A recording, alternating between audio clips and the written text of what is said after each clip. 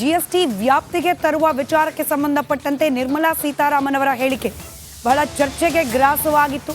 ರಾಜ್ಯ ಸರ್ಕಾರಗಳು ಒಪ್ಪಿದ್ದೇ ಆದಲ್ಲಿ ಜಿಎಸ್ಟಿ ಅಡಿಯಲ್ಲೇ ಪೆಟ್ರೋಲ್ ಡೀಸೆಲ್ ತರುವ ಸಿದ್ಧತೆಗಳು ಬಹುತೇಕ ಸಂಪೂರ್ಣವಾಗಿದೆ ಅಂತ ಹೇಳಿ ನಿರ್ಮಲಾ ಸೀತಾರಾಮನ್ ಅವರು ಮಾತನಾಡಿದರು. ಕೇಂದ್ರ ಸಚಿವ ನಿರ್ಮಲಾ ಸೀತಾರಾಮನ್ ಅವರ ಸಲಹೆಯನ್ನ ರಾಜ್ಯ ಸರ್ಕಾರ ಒಪ್ಪುತ್ತಾ ಅನ್ನೋ ಕುತೂಹಲ ಇದ್ದೇ ಇತ್ತು. ಈ ಬಗ್ಗೆ ಯೋಚನೆ ಮಾಡಬೇಕಾಗುತ್ತೆ ಅಂತ ಹೇಳಿ ಗೃಹ ಸಚಿವ ಡಾಕ್ಟರ್ ಜಿ ಪರಮೇಶ್ವರ್ ಇವತ್ತು ಪ್ರತಿಕ್ರಿಯೆಯನ್ನ ನೀಡಿದ್ದಾರೆ. ಪೆಟ್ರೋಲ್ ಜಿಎಸ್ಟಿ ವ್ಯಾಪ್ತಿಗೆ ತರುವ ಬಗ್ಗೆ ಸಿಎಂ ನಿರ್ಧಾರ ಮಾಡ್ತಾರೆ. ಮಾರ್ಚ್ನಲ್ಲಿ ಬಜೆಟ್ ಇದೆ, ಈ ವೇಳೆ ಅದರ ಪರಿಶೀಲನೆ ಆಗುತ್ತೆ. ರಾಜ್ಯಗಳಿಗೆ ಲಾಭವಾಗುವ ನಿಟ್ಟಿನಲ್ಲಿ ಕೇಂದ್ರ ಸಹಕಾರ ನೀಡಬೇಕು, ಆಗ ಮಾತ್ರ ಜಿಎಸ್ಟಿ ವ್ಯಾಪ್ತಿಗೆ ಪೆಟ್ರೋಲ್ ತರಬಹುದು. ನಮಗೆ ತೊಂದರೆ ಆಗುತ್ತೆ ಅನ್ನೋ ಹಾಗಿದ್ರೆ ಯೋಚನೆ ಮಾಡಬೇಕಾಗತ್ತೆ ಅಂತ ಹೇಳಿ ಗೃಹ ಸಚಿವರು ಮಾತನಾಡಿದ್ದಾರೆ. ಇನ್ನು ನಿನ್ನೆ ಕೇಂದ್ರ ವಿತ್ತ ಸಚಿವೆ ನಿರ್ಮಲಾ ಸೀತಾರಾಮನ್ ಹೇಳಿದ್ದೇನು, ಅದಕ್ಕೆ ಇವತ್ತು ಗೃಹ ಸಚಿವ ಡಾಕ್ಟರ್ ಜಿ ಪರಮೇಶ್ವರ್ ಅವರ ಪ್ರತಿಕ್ರಿಯೆ ಏನು ಗಮನಿಸಿ.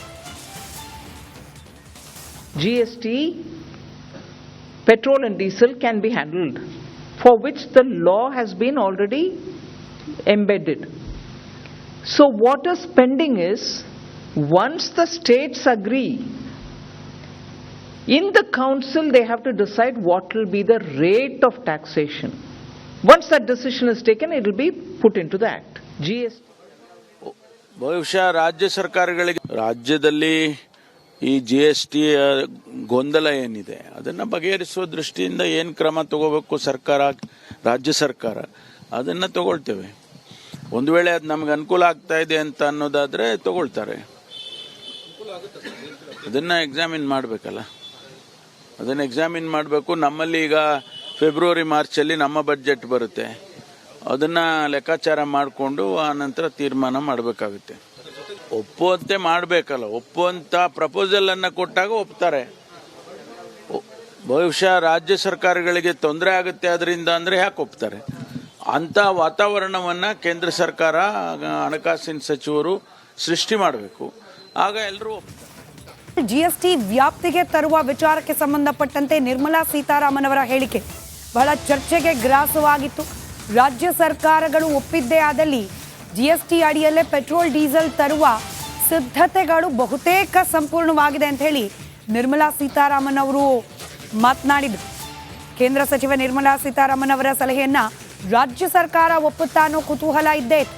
ಈ ಬಗ್ಗೆ ಯೋಚನೆ ಮಾಡಬೇಕಾಗತ್ತೆ ಅಂತ ಹೇಳಿ ಗೃಹ ಸಚಿವ ಡಾಕ್ಟರ್ ಜಿ ಪರಮೇಶ್ವರ್ ಇವತ್ತು ಪ್ರತಿಕ್ರಿಯೆಯನ್ನ ನೀಡಿದ್ದಾರೆ. ಪೆಟ್ರೋಲ್ ಜಿಎಸ್ಟಿ ವ್ಯಾಪ್ತಿಗೆ ತರುವ ಬಗ್ಗೆ ಸಿಎಂ ನಿರ್ಧಾರ ಮಾಡ್ತಾರೆ. ಮಾರ್ಚ್ನಲ್ಲಿ ಬಜೆಟ್ ಇದೆ, ಈ ವೇಳೆ ಅದರ ಪರಿಶೀಲನೆ ಆಗುತ್ತೆ. ರಾಜ್ಯಗಳಿಗೆ ಲಾಭವಾಗುವ ನಿಟ್ಟಿನಲ್ಲಿ ಕೇಂದ್ರ ಸಹಕಾರ ನೀಡಬೇಕು, ಆಗ ಮಾತ್ರ ಜಿಎಸ್ಟಿ ವ್ಯಾಪ್ತಿಗೆ ಪೆಟ್ರೋಲ್ ತರಬಹುದು.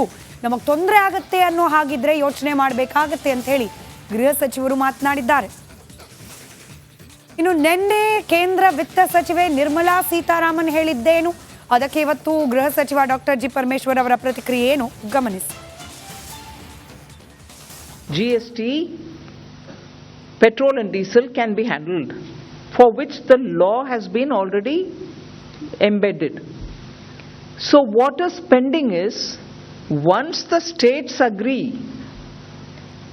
in the council they have to decide what will be the rate of taxation. Once that decision is taken, it will be put into the act. GST. ಬಹುಶಃ ರಾಜ್ಯ ಸರ್ಕಾರಗಳಿಗೆ ರಾಜ್ಯದಲ್ಲಿ ಈ GST ಗೊಂದಲ ಏನಿದೆ ಅದನ್ನ ಬಗೆಹರಿಸುವ ದೃಷ್ಟಿಯಿಂದ ಏನು ಕ್ರಮ ತಗೋಬೇಕು ಸರ್ಕಾರ, ರಾಜ್ಯ ಸರ್ಕಾರ ಅದನ್ನ ತಗೊಳ್ತೇವೆ.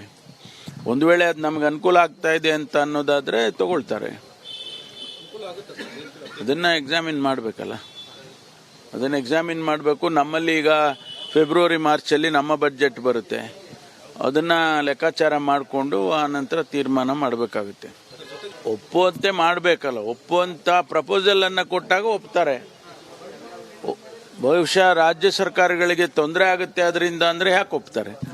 ಅಂತ ವಾತಾವರಣವನ್ನ ಕೇಂದ್ರ ಸರ್ಕಾರ, ಹಣಕಾಸಿನ ಸಚಿವರು ಸೃಷ್ಟಿ ಮಾಡಬೇಕು, ಆಗ ಎಲ್ಲರೂ ಒಪ್ತಾರೆ. ಜಿಎಸ್ಟಿ ವ್ಯಾಪ್ತಿಗೆ ತರುವ ವಿಚಾರಕ್ಕೆ ಸಂಬಂಧಪಟ್ಟಂತೆ ನಿರ್ಮಲಾ ಸೀತಾರಾಮನ್ ಅವರ ಹೇಳಿಕೆ ಬಹಳ ಚರ್ಚೆಗೆ ಗ್ರಾಸವಾಗಿತ್ತು. ರಾಜ್ಯ ಸರ್ಕಾರಗಳು ಒಪ್ಪಿದ್ದೇ ಆದಲ್ಲಿ ಜಿಎಸ್ಟಿ ಅಡಿಯಲ್ಲೇ ಪೆಟ್ರೋಲ್ ಡೀಸೆಲ್ ತರುವ ಸಿದ್ಧತೆಗಳು ಬಹುತೇಕ ಸಂಪೂರ್ಣವಾಗಿದೆ ಅಂತ ಹೇಳಿ ನಿರ್ಮಲಾ ಸೀತಾರಾಮನ್ ಅವರು ಮಾತನಾಡಿದರು. ಕೇಂದ್ರ ಸಚಿವ ನಿರ್ಮಲಾ ಸೀತಾರಾಮನ್ ಅವರ ಸಲಹೆಯನ್ನ ರಾಜ್ಯ ಸರ್ಕಾರ ಒಪ್ಪುತ್ತಾ ಅನ್ನೋ ಕುತೂಹಲ ಇದ್ದೇ ಇತ್ತು. ಈ ಬಗ್ಗೆ ಯೋಚನೆ ಮಾಡಬೇಕಾಗತ್ತೆ ಅಂತ ಹೇಳಿ ಗೃಹ ಸಚಿವ ಡಾಕ್ಟರ್ ಜಿ ಪರಮೇಶ್ವರ್ ಇವತ್ತು ಪ್ರತಿಕ್ರಿಯೆಯನ್ನ ನೀಡಿದ್ದಾರೆ.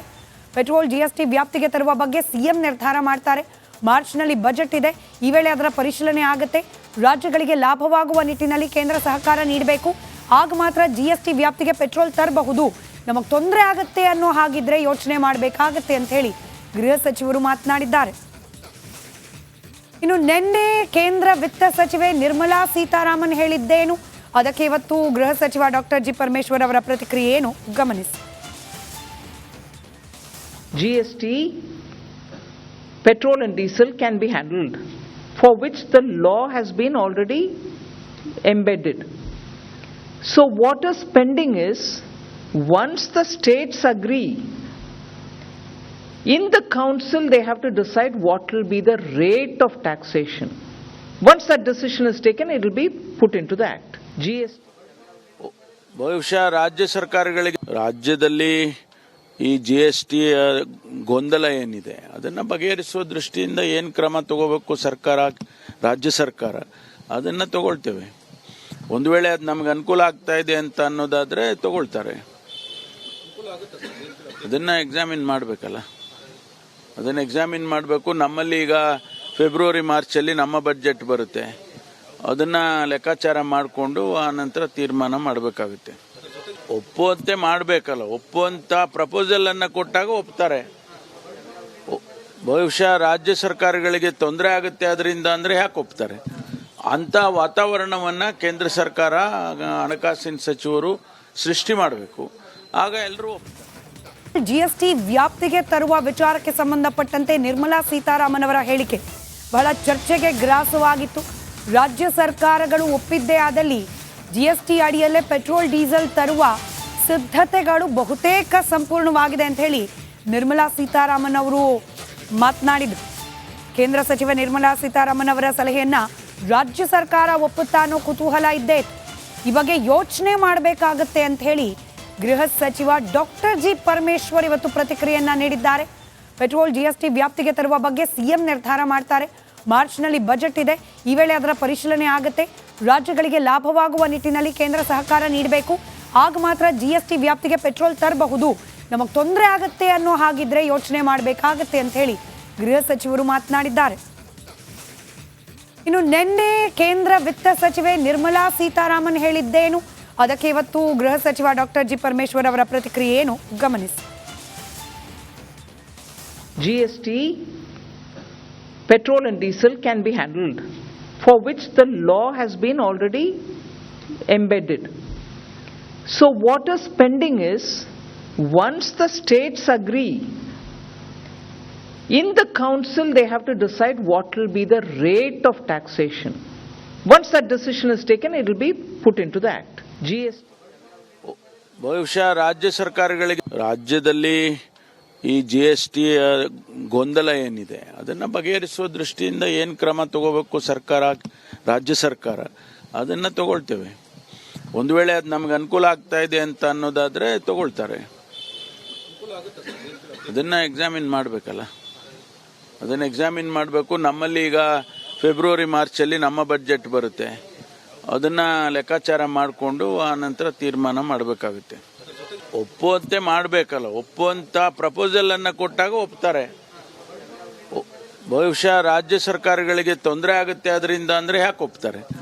ಅಂತ ವಾತಾವರಣವನ್ನ ಕೇಂದ್ರ ಸರ್ಕಾರ ಹಣಕಾಸಿನ ಸಚಿವರು ಸೃಷ್ಟಿ ಮಾಡಬೇಕು, ಆಗ ಎಲ್ಲರೂ ಒಪ್ತಾರೆ.